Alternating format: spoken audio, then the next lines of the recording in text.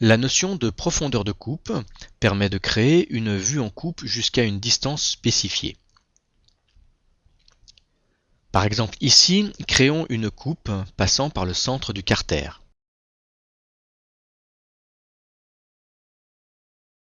La totalité des composants sont visibles. Pour des raisons de clarté, on peut être parfois amené à ne pas faire apparaître certains composants. Pour cela, nous avons vu qu'il était possible de les exclure en les sélectionnant. Dans certains cas, cela peut s'avérer fastidieux. Nous utiliserons donc la notion de profondeur de coupe. J'active l'option en cochant cette case. La profondeur peut être définie tout simplement en tirant sur la règle de couleur rose.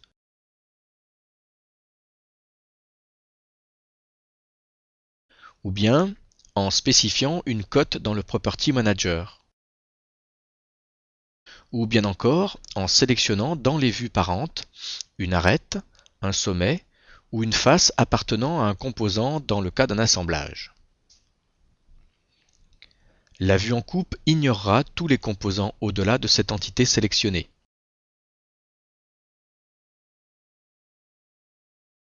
Une autre fonction permet de spécifier une profondeur de coupe.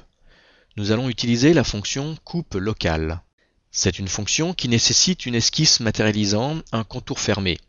Cela peut être un cercle, un rectangle, une spline ou bien une combinaison d'entités d'esquisse.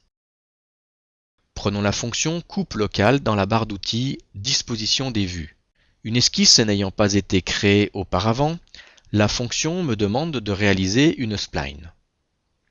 Je ferme l'entité. J'exclus de la coupe l'axe du montage, puis je valide.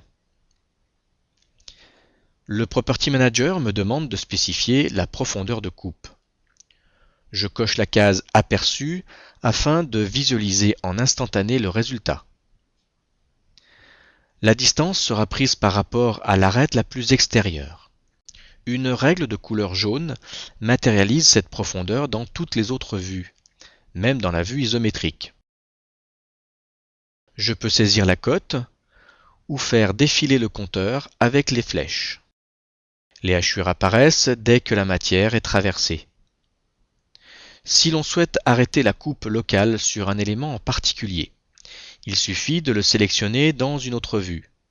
Cela peut être une arête, ou bien, dans mon cas, la silhouette de l'axe du montage.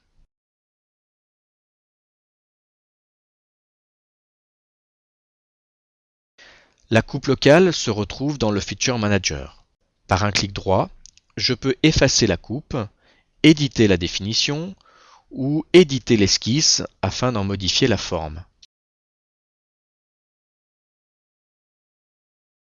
La coupe locale sera plus particulièrement utilisée lorsque l'on manquera de place sur la feuille de mise en plan.